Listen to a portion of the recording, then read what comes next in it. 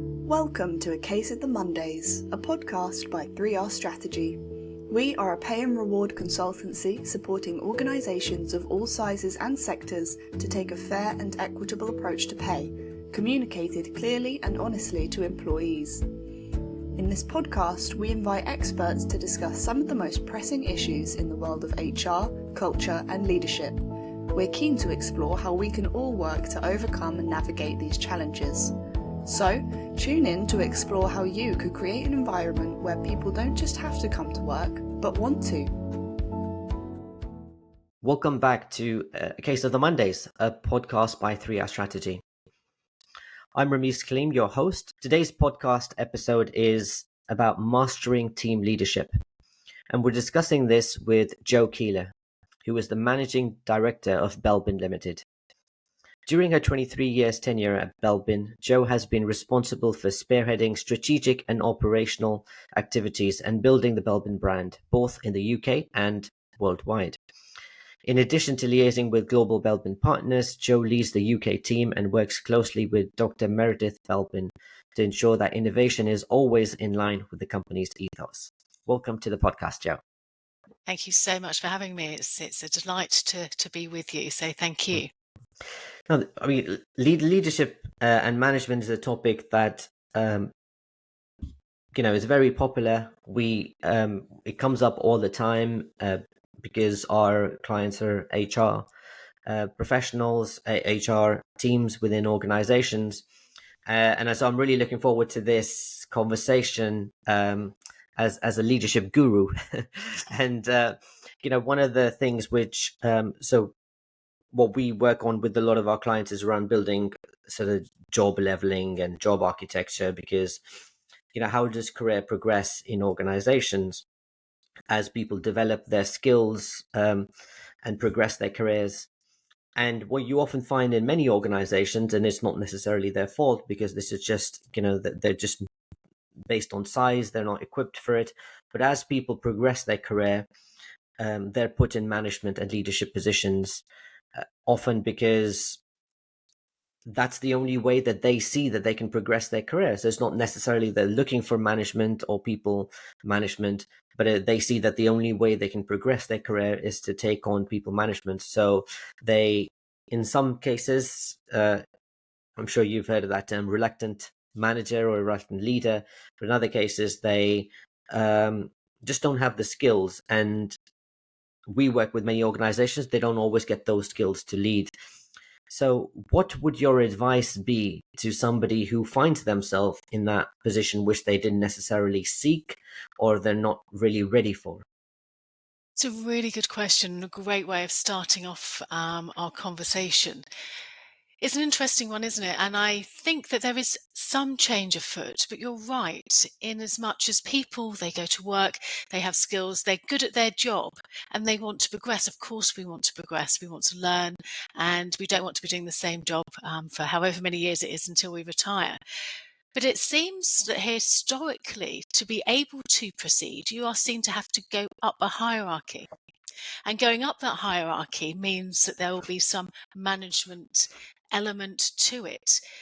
It's a shame in a way. There's a great podcast and organisation that talk about squiggly careers, where in fact to be able to progress doesn't mean that you have to go into a management role. It looks at people's skills and their strengths and says, what do I want to do next? So instead of doing this traditional stepping up, they're looking at going left to right and looking at non-traditional ways of improving and going up a career ladder. In fact, they say there shouldn't be something like a career ladder. It should be far more squiggly than that. But the case is that is where we are, isn't it? It is where we are, where people are brilliant at their jobs and they get promoted into a leadership or management role. And very often the Peter principle kicks in, is that we tend to be promoted to our own level of incompetence. So we get to a point like a ceiling of we can't progress anymore because we don't have the competence to go any higher. So the Peter principle is always an interesting one to discuss. I think what we need to do is start seeing management and leadership as a skill set in its own right. And it's something that I don't think we're particularly great at. If you were saying to somebody, okay, your next step to progress is public speaking, and you will be doing this every day, and this is what you are now going to be doing, it would seem sensible, would it not, to spend a lot of time and effort and resources on helping that person become the best public speaker. In a more technical role, right, okay, you're going to be going into a programming role, right, we're going to send you on all of the programming courses and understanding them so you can be brilliant at that. It seems that sometimes when leadership and management comes about, people are expected to, you kind of know what you're doing anyway. And there is less of a formalized, okay, you're in the role, this is the training and development understanding that you need to do. And then you start the role and then you become a manager and leader. It seems to be one area where we expect people to almost learn on the job, but we wouldn't expect anybody to learn on the job if they were coding necessarily, or learn on the job if they're being a public speaker, or learn on the job if they were specializing into a different, I don't know, skill set medically.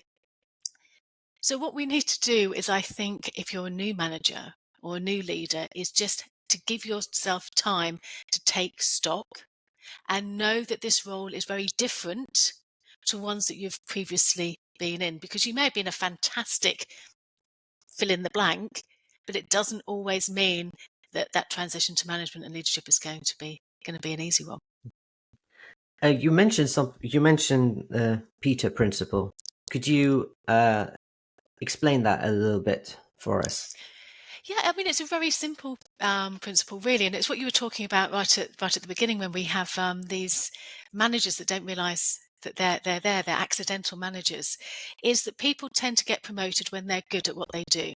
So they're great at what they do and they get promoted up one, and then they get promoted, and then they get promoted. At some point, you will be promoted to where you can go no further, because you don't necessarily have the skills or the understanding to be able to do that. So you get promoted to your own level of incompetence. It's a bit of a harsh way of putting it, isn't it? But we can think this. I remember many years ago, when fund holding first came into general practice. This is 25, 30 years ago now. And you had these wonderful GPs. And, they're like, right, well, I'm now going to manage the practice. Brilliant. So I'm a GP and I'm going to manage the practice. And they realized, oh, that's a completely different skill set. And a lot of people go like, oh, I'm not enjoying this anymore, because they're expected to do something that actually showed that they weren't so great. So, yeah, it's about basically going up the ladder until you can go no more. You're limited by your skill set. Okay. So the first time we actually met was the leadership conference, and I remember I was presenting on pay transparency, and you were doing a presentation on leadership, and I actually attended your session, and you went through the Belbin model, and I remember, based on doing some questions, we ended up standing in different parts of the room based on our different personalities. So could you give us an overview about the Belbin team roles, and why do you think understanding different personalities, different team roles is so important for having effective team performance? Absolutely. This starts with actually your first question is, if somebody is newly into that role, what do they need to do? And the first thing they need to do is understand themselves. Before we can manage others, we need to understand ourselves. How do we do that? Well, you can use tools to understand your personality, so who you are. And you can also use tools which measure how that manifests itself when you're working with other people, so more behavioral tools. And this is where Belbin comes in. It is a way of, it's a language and a theory to explain the ways in which you interact with people, interact with work, how all of your personality manifests itself, because it can be influenced by many things, your IQ, your values, your motivations, your experiences. All of these things inform and change our behavior. And Belbin gives us an understanding of what it is that people see and value when we're within a team. So Belbin is a theory. It's one of the most researched and taught team theories globally. So in most business schools, you'll find people talking about Belbin team roles. And the research showed that for a team to be truly successful, you needed access to 9 different clusters of behavior, 9 different team roles. Now, as a leader and as a manager, sometimes we feel that we have to play each of these 9 team roles brilliantly, because that's what we do. Yeah, we're responsible for the team, so we need to be good at everything. We can't be good at everything. So we need to work out which of those team roles that we have strengths in. We need to declare that to the team. And then we need to work out the strengths of everybody else around us. So we're using our differences, using our behavioral diversity to be a successful team. Now, remember, I also went to your talk as well at the conference. I made loads of notes. But what we did during the session you attended, the Belbin session, is that we had each of those 9 team roles, if you remember, and we had everybody standing by their top team role all around the room. And it was enlightening to show how much difference there was in the room. So we had people standing by the plant icon, and the plant is the behavior that looks at great problem solving, brilliant at coming up with solutions to difficult problems, quite creative, quite imaginative, doesn't find a normal solution to a problem. And so we had some people standing by that as their top team role. And we also had people standing by the top team role of completer finisher, which is the one who has this anxiety because they want to make sure that everything is correct, everything is right, there's really high standards, there's no omissions, there's no mistakes. And different people bring in those different behaviors to the team. We can all play about 2 or 3 of these 9 different behaviors really well. But as a manager, first off, you need to understand those strengths that you're bringing to the team. You need to strengthen them. You need to be able to declare them. Hi, my name's Jo. My top team roles are shaper, resource investigator, coordinator. This is how I like to work. This is how I tend to work. Now let's find out about the rest of the team as well. Okay, no, that's really interesting. So, I know you talked about those 9 personality types, and so what you're saying is that as a leader, let's say it's about problem solving, it's about motivating, it's about recognizing achievements. There's a lot of things that leaders need to do. So it's about recognizing where are your strengths, and then the areas where you're lacking. Is maybe finding other people within the team that have those skills and really highlighting them or encouraging them to use those skills. Would that be a good summary? Absolutely. When we tend to go into a management and a leadership role, sometimes we have this vision as to what a good leader or leader or manager looks like. So if you think about that now, if you could just spend a couple of seconds thinking about who was that person. If you said they were a great leader, perhaps they were in the organization you are at the moment, or perhaps one you've worked with previously, and you think about that person and you think, what is it that made them so great? What you tend to find, you think, oh, that made them great because they had lots of integrity, they were enthusiastic, they were encouraging of everybody. Therefore, that's what I need to be when I lead, because I know that was successful when I saw it in somebody else. So therefore, I need to do that. But that's meaning that you're trying to be something that you're not. You're trying to be something that you've seen in other people. And when we try and copy other people, we're only really a pale shadow. We need to be able to develop our own strengths and lead from a point of us, not lead from a point of what we think we need to be. So understand your strengths. Don't worry, you can fill the gaps within members of your team, but you can only do that when you have openness, you have honesty, and you are able to communicate that. But if you start by being a leader who says, I am brilliant at everything, I have to do everything, or you put pressure on yourself internally to be able to fill all of these roles, it's going to be difficult. Right at the beginning, you need to just concentrate on you. Okay, but what do you, there's that, there's been this discussion for a long time around, some people born leaders, or can you develop leaders? And, I always think that, you can develop pretty much any skill as long as you work at it. And so firstly, what would be your view on that? Can anyone be developed into a good leader? And if so, if as the leader you find that you are lacking in some of these behaviors, how do you find the balance between saying, well, I need to get the team to do some of these things, versus also focusing on yourself and saying, I need to develop some of these behaviors or skills that I lack in? God, they're really good questions, aren't they, that you know that people are asking themselves. Are leaders born, or can they be made? Do you know, we change a lot through our working life, and to say that who we are today is going to be who we are in 5, 10, 15 years' time is, I don't think, particularly helpful. None of us wants to repeat the same year, but just repeat doing exactly the same. We all learn and we all grow, we all change. So the key element here is, yes, leaders, you can learn how to lead. Of course you can. It's a skill set.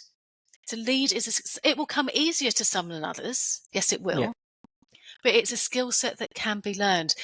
What we found is people used to say, what team role behavior combinations make the best leaders? And actually, we've found, looking at the research, that it's not a case of certain team role behaviors make a great leader. It's a case of great self-awareness makes a great leader. And that's the key. But self-awareness isn't something, again, that happens over, it happens over a period of time. It's not something that happens overnight, because there's some research, it's published in HBR, Harvard Business Review, and they were looking at the whole concept of self-awareness. And the research showed that although most of us think we're self-aware, only about 10 to 15% of us actually are, because it's something that we have to work towards. And what they discuss and what they debate is that self-awareness doesn't come from within. Self-awareness is a wonderful balancing act of yourself and you going within to find things out. But it's also about asking other people for feedback. And having a combination of this data and understanding helps inform the self. And this is critical, again, when it comes to leadership. If you're learning how to lead, how can you learn that without getting the feedback from others to ascertain either the starting point and also the journey as you go through? So yes, leaders can, it's a skill set, you can be trained. It will come easier to some than to others, but remembering that throughout that process, it's so crucially important to get feedback from other people. This is crucial as well when you're coming about being authentic. So to start building trust within your team, you need to ensure that people trust you, obviously. But how do you do that? By being authentic, by being you. But you can't be authentically you unless you've asked people for some feedback about how you're coming across. Otherwise, you can be yourself and you think that's how you're coming across. You're not asking for any feedback, and then you'll continue that loop. You continue that echo chamber. There's no growth there.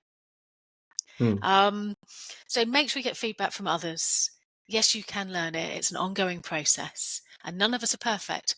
Once you build up that trust within the team, everybody needs to understand that within the team, nobody is perfect. Nobody has all of these things.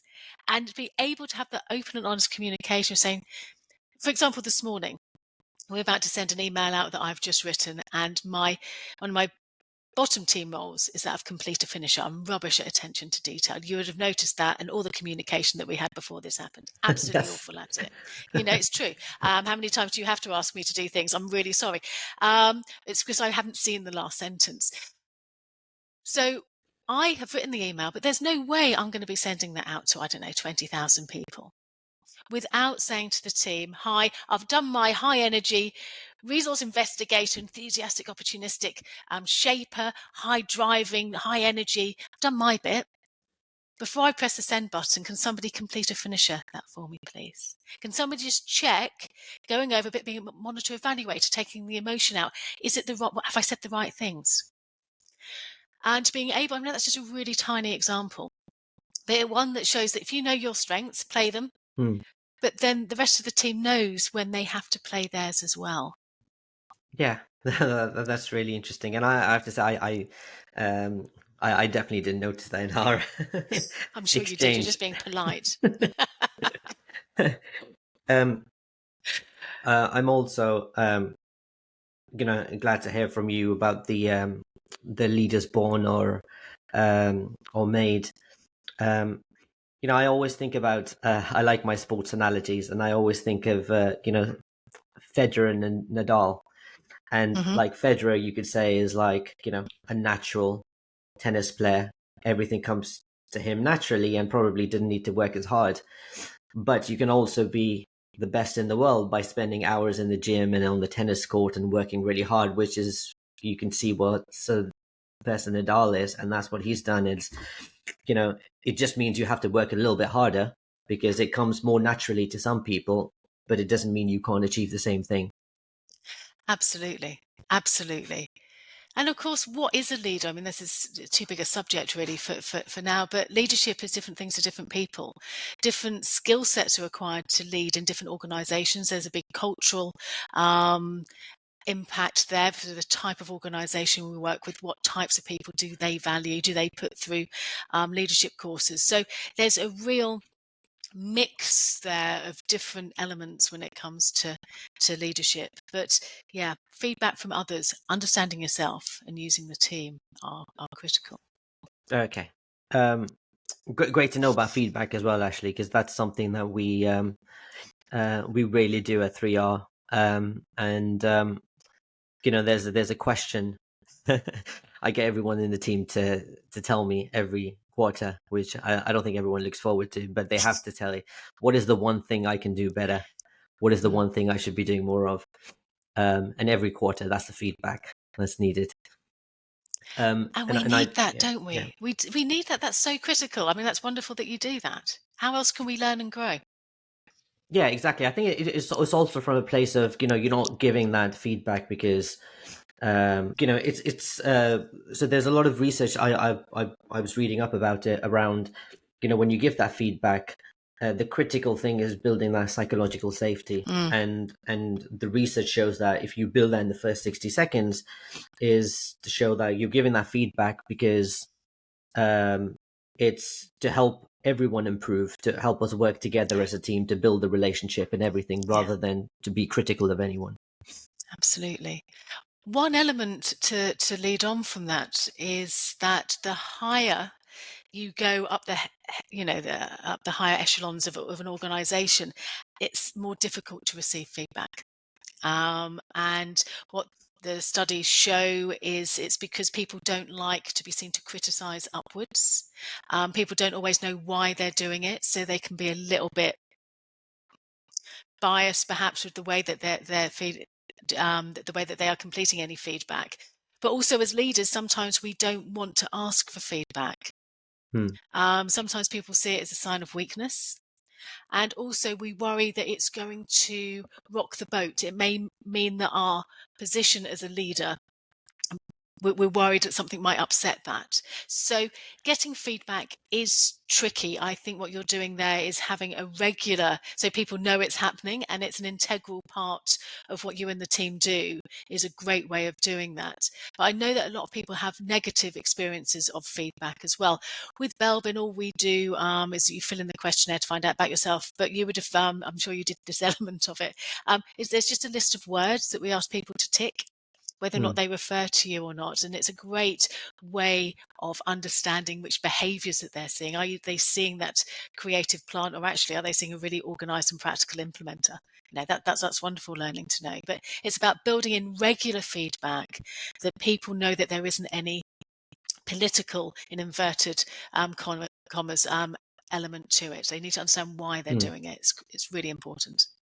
Okay, yeah, I mean, so that's really interesting around leadership feedback, and I can see, I guess, some people, and it happens with us, some people being reluctant to give that feedback, and we do sometimes speak to organizations, and they can have a negative view around feedback Mm. process. So, what is your view around giving direct face-to-face feedback versus anonymous feedback? It depends on the situation. I don't think there's a one size fits all. It depends what the objective of the feedback is. If it is feedback on for an individual, I think it shouldn't be anonymized. It doesn't have to be face to face, but Hmm. I don't think it should be anonymized. But if it's something more general, or if it's a bigger piece of the feedback loop, then You can really discuss and argue either approach, but I would use that caveat. It depends what it is that you're looking for. What is the objective of getting feedback? If it is about the fact that you want to make sure that you are being as effective a leader as you possibly can be, and if you're a really effective leader, then obviously your team's going to work better together. There's going to be less conflict. There's going to be a greater level of engagement. If you want that to happen, you need to tell people that's why you want the feedback. Give them the reason, and then ask them to openly give you that. But you're right, you need that level of psychological safety, that level of trust, that people know that that feedback isn't going to be used against them, isn't going to be twisted. There's not another reason why you're asking for it. So you need to, the first few times, really display incredibly positive behaviors when you're doing that to put people's minds at rest. But yeah, feedback depends entirely on why you're asking for it. Okay, great, thanks. So let's say we've got a leader listening into this, and they're working in a small organization. They're not, obviously we recommend Belbin, but let's say they're not ready to go into something so detailed. And what would you say is the first step that they should take to think about their team and try and assess the different personalities in their team? I was asked exactly the same question yesterday on a webinar with the Chartered Management Institute. What's that first step as a manager with your new team? What do you do? And I'll give the same answers. I think very often when we're in a new role, we feel that we need to get into the work really quickly. We need to prove ourselves. We need to get those objectives met. But actually, we need to take one step back. And before we start working, again in inverted commas, is that we need to spend time working on the team.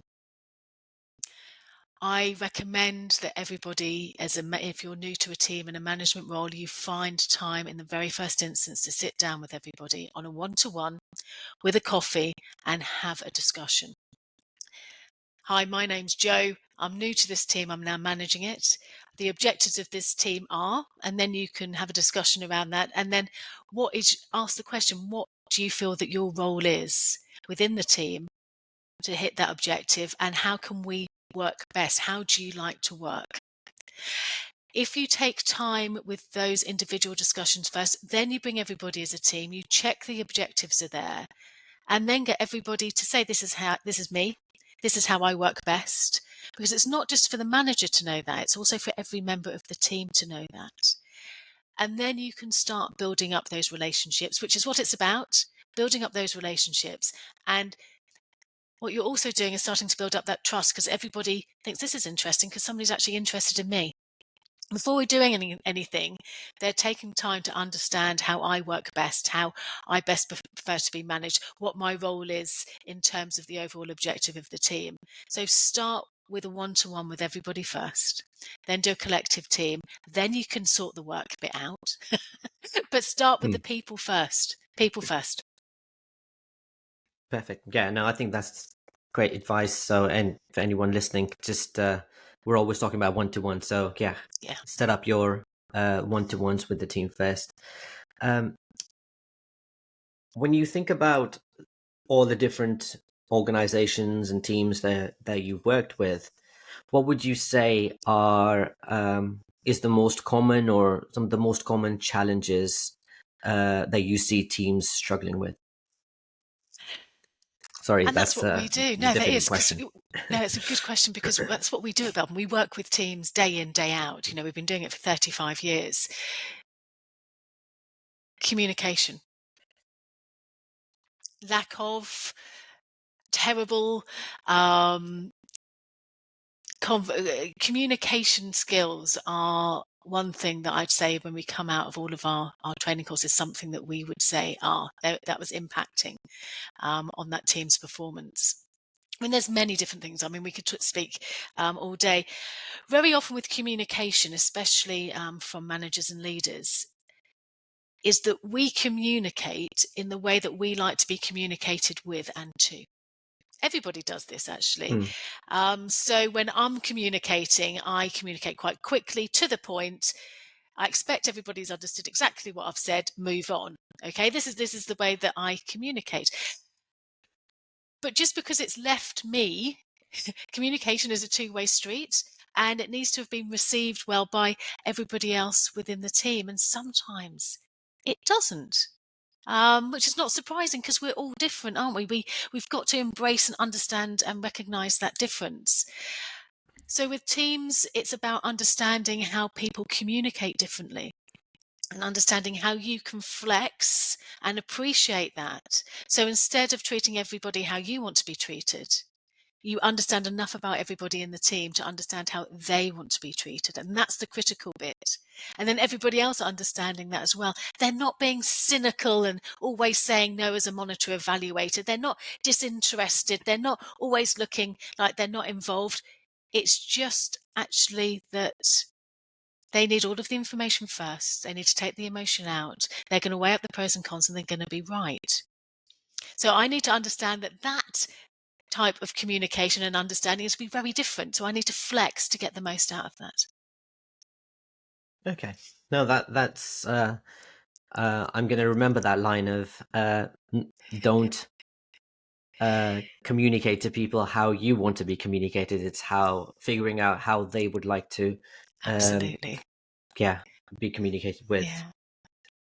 Yeah. You mentioned something earlier, which when we were talking about leadership, and you said one of the things that is it's not necessarily one of the behaviors, but it's around or the types of leaders. It's about self-awareness. So how do you think leaders can and we talked about feedback, but is there anything else that you would also recommend for leaders in order to have better self-awareness both about themselves or to facilitate better self-awareness amongst the team? It's a big subject, and it's also something that is never done. I think self-awareness is a continual process because we change. We don't always know how we've changed. So I would say the first thing is to constantly be looking at ways to improve your self-awareness. How do you do it? Well, there's a myriad of different tools out there that you can use to understand more about yourself. I would just say you don't use free ones, use ones which are properly, researched and, got a lot of backing to them. And you can do ones that look at your personality type, whether or not introverted, extroverted, or whatever. Or you can look at behavior one like Belbin that shows how that manifests itself. Keeping that feedback loop open is really key. But to have the best self-awareness is to develop a culture that allows people to feel that they can talk about these things in an open and honest way. And developing that psychological safety means that, here in the Belbin office, I think we're a bit too critical of each other. Actually, we give too much feedback because, this is what we do. Well, we're quite happy to say, Jo, you've gone completely, your shape has just gone through the roof there. Can you just calm down a second? We're all trying to keep up. But because they've said, Jo, your shape of behaviour, they haven't said, Jo, you're annoying the heck out of us. Can you please slow down? They said, Jo, your shape of behaviour. Yeah. So being able to generate an atmosphere of trust, psychological safety, so people can feel free to be able to make that kind of comment, whatever it is really important. And again, these things are never done. This is an ongoing process. But yes, start with the individuals, then start trying to develop that culture where people feel that they can not just wait every 4 months to do to give some feedback, but to do it on a spontaneous when it's needed in the basis. moment. Absolutely. Actually, and on that, you probably don't need this, but I think it's changing now, the whole annual review thing. So if you're a manager or a leader of a team, don't wait 12 months to find out that they've been really annoyed for the last 11 months. I really recommend that part of your role as a manager is to spend time with every person within your team and build up the relationship so that you're not really needing to do an annual review. Obviously, you probably have, things in place that means you have to, but nothing should ever be a surprise. You should know how people are developing. You should know, and that means feedback both ways. So it's an ongoing conversation with everybody that you manage, not an annual one. Yeah, no, 100%. Because actually, it is one of the things that we do is because often, organizations will link performance to pay, Hmm. and most organizations are saying that their performance process isn't working because they have that once a year conversation when either it's a surprise or it's along some normal distribution, forced distribution. And also, I think it's the idea that you can't just say to somebody you need to perform. So we actually don't like the word performance management, and Yeah, our approach is called enabling excellence. So it's around, you know, your performance could be impacted by your relationship with your colleagues, your manager, factors even outside of work. So, but what we can do is to create that environment and the right relationships, the regular conversations, like you yeah, mentioned, psychological safety to enable our people to excel. And that needs to come on that needs to happen on a regular basis, like you yeah, said. yeah, absolutely. It is key. Yeah. Um, I know we've talked about psychological safety. We talked about positive team culture.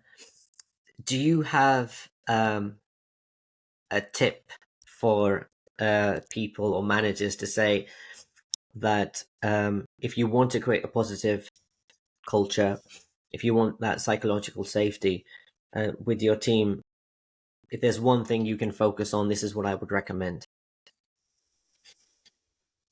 Oh, that's a tough one. That's a difficult question. Thanks for that. Just one thing to concentrate on. I can Oh, I can tell you. So this is something that I'd read, and I read this book a while ago called Work Rules, and it was hmm, by the former HR director at Google. And the thing that he really talked about was transparency. And there's something that he said which always stuck with me, and it was, if at any stage you don't feel slightly uncomfortable sharing some information with people within your team or your organization, it means you're not being transparent enough. And that's something that I think made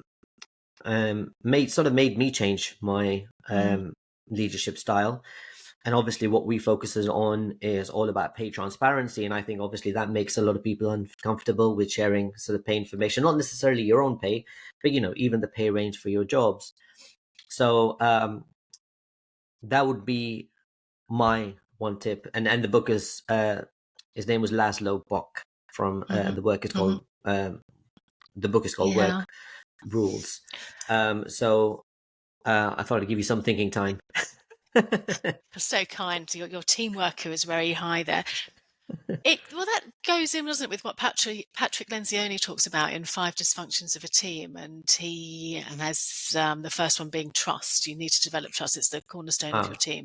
And he goes through the story. It's a wonderful story of this board that meet on a regular basis. They're trying to turn this company around. They have a new person coming in, and she starts exactly. I think their transparency is there by just talking about themselves and being honest about the way that they like to work, being honest about what the challenges are going to be, and having that transparency with the team, so they don't feel that anything is being hidden from them. There isn't anything which is being political with it with a small p.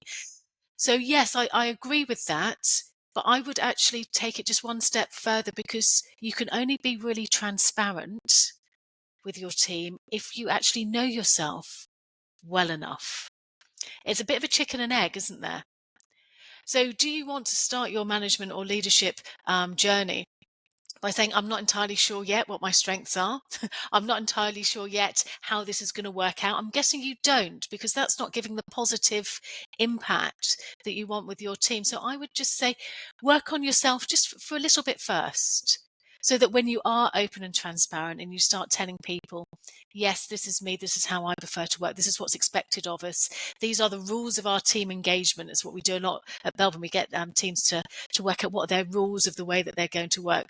Um, all of this, yes, transparency, yes, being open, honest, and frank, but you just need to do a little bit of work on yourself first, so you really can get the most out of that. You mentioned shaper behavior earlier. Just curious, what exactly is the shaper behavior? Good one. So shaper is one of these clusters of these 9 behaviors that a team needs. And the shaper is the one that says, right, we need to get it done, and we need to get it done now. They're the ones that say, right, yep, stop talking. Here is where we need, the objective is here. How do we get here quickly? They overcome obstacles. They're not frightened to challenge, and they really don't like complacency because they always want things to be improved. They're quite competitive. So a team without that shaper behavior probably enjoy each other's company. They probably get stuff done, but they may see those deadlines just flying past. And what a shaper behavior does, it gives us an injection of energy for the team to be able to get it past its point, where it needs to get to. I know you said that people ask you what is the most important behavior for a good leader, and there isn't one. But the world of work is changing, and now hybrid working, or actually like us, there's a lot of remote working. So if you have a manager or leader that is managing a remote team, and like us, for example, we meet up as a team once a quarter, and we actually see each other every day. We speak to each other every day.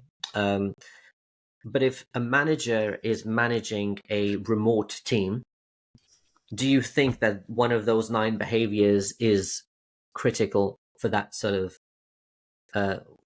management or leadership? Yeah, and that's because we're all tested on this. We've all been tested on this, haven't we, over the last few years? It was interesting. I was actually working with the Institute of Leadership just before COVID, and my talk that I gave during one of their conferences was about virtual teams. And then the next year we were all virtual teams. How do you make it? There's not one team role which is more effective than any others.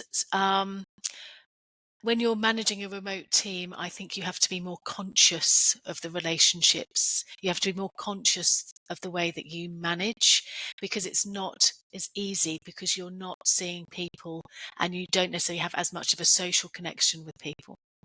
So to understand your team's strengths when they are rectangles is really important, because we only get a certain element from them. So again, the monitor evaluator behavior may look really disengaged, and people in the team, if they don't understand that, if there's new people in, if they're seeing somebody sat back with their arms crossed just listening because they need all of that information before they contribute, what can happen if people aren't aware of that? They'll go, oh, John was really disengaged. John didn't seem to care. John wasn't listening. So it's where, as a manager, you need to be able to say, right, John, listen it up. This is where you need to do, and to be able to manage it more consciously. Does that make sense? So all the rules still apply, but you have to work a little bit harder as a manager. And remember as well, when you are managing people remotely, is that some people thrive on a one-to-one. Some people don't. Some people like the team, and you'll find if you've got all of your however many boxes in front of you, very often the airtime is taken up with just a few people, and they're the ones who have these social roles, the team worker, resource investigator, coordinator, and it tends to be filled with them. People can become disengaged quite quickly because of that, so you need to manage time allocation, and there may be issues that people aren't prepared to talk about in front of other people, so make sure that it's one-to-one as well as team discussions as well. Okay. It's smiling because it reminded me of this. So the name of the podcast, The Case of the Mondays, is around the book that I wrote, and I worked with this brilliant illustrator on a few illustrations around pay and reward concepts, and one of them was around recognition. And we worked on this one illustration where somebody's been recognized in a team award, and they're calling out people on stage, and they call out Susan to say, can you come to the stage to pick up your reward? And Susan is an introvert, and she's hiding under the desk. Absolutely. Yes. So give them a reward on a one-to-one and go, how Yes, brilliant exactly. you were. Absolutely. We need, as managers, we need to, going back to what we said before, manage people, communicate with people how they want to be, not how you want to be. You may be really happy going on that stage. Yeah. Doesn't mean that everybody else is. And I mean, I know you're saying that, you know, we have to work, the leaders have to work a bit harder, but do you think that there is, and again, you know, your answer might be the same, but as the world of work is changing, are there certain aspects of leadership that you think will, or in the future, become more important? Let's say, you know, if you are a leader, yes, you might be stronger in these three areas or these three areas, but actually this one area you can't afford to be terrible at this, because that's, you know, it's a minimum threshold that's needed. A recent study that we've just conducted has looked at the impact of working remotely, hybrid working, on teams. And our study showed that although when working remotely, individual engagement went up, it found that team engagement went down. So people seem to be quite happy hitting their heads down and getting the job done. But when it comes to the connections and the engagement they have with the team as a whole, that needs work. Hmm. And if we keep getting really disconnected and it's more of an I as opposed to a we, then there are going to be problems with organizations because things get too compartmentalized. There needs to be a sense of togetherness. There needs to be a sense of it isn't just you doing your work. What is the knock-on effect for you not doing that? What is the knock-on effect? And we need to understand how that impacts the team. As a leader and a manager, therefore, one thing that we do need to ensure that we have is an overview of everybody within the team, including their strengths and being able to engage them around a bigger piece, which is more than an individual. So what skill sets do people need? I don't know if that's a particular team role behavior. I think there's elements of a few of them, but to having a broadness and outlook and be able to encourage others to see that are critical. So for the future, leaders and managers, they need to have that, being able to bring people together Yeah. with a broad outlook, definitely. Okay. No, that's really interesting research as well, because we often hear, you know, contradictory views around remote working and the impact on people. So it's interesting to hear the impact on individuals versus teams. Yeah. So Well, I think that's what's happened, hasn't it? Sorry, interrupting you massively. I think the impact, the focus has been on the impact on the individual. Yeah. And we're saying, well, yes, but the individual is part of a team, which is part of an organization. And so we need to know the impact it's having at every level there.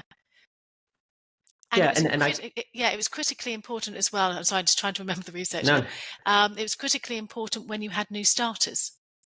okay. Because what they found as a new starter, very isolated. You need to have a really good way of ensuring they feel part of the team very, very quickly.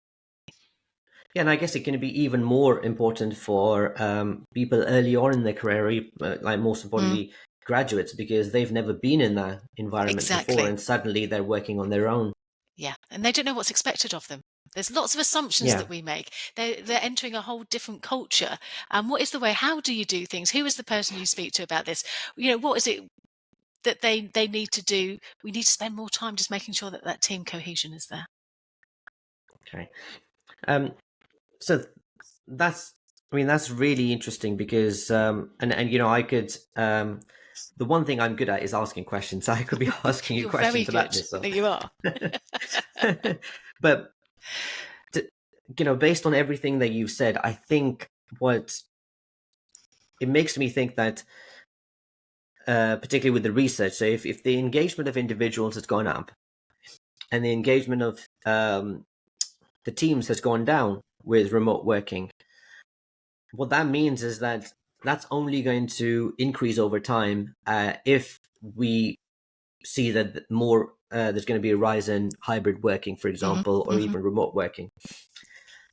So that means that in some ways the role of management and leadership is going to become more important, because the role of a leader or a manager is to make sure that the team is engaged. And if in team engagement is going down, then your role is even more important. Yes, absolutely.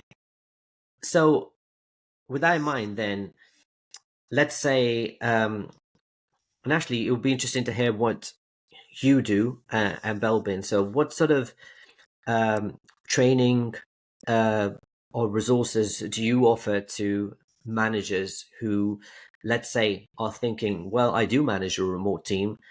How can I be better at engaging the team, or improving my skills to be better at team leadership?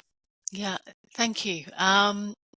We give managers this wonderful language. I've tried to use it. Well, I have been using it quite naturally throughout our conversation. We give managers this language of the Belbin team roles, and we work with managers so that they understand themselves. I mean, that will always come back to that self-awareness, understand, getting that feedback from other people. So we have those tools, those questionnaires, those reports that are generated, so the manager and the leader can understand themselves and start the language with them, and then they can run this with each member of the team, and then the team can start building up that conversation. So we know that we behave differently, but now we have a language to explain that.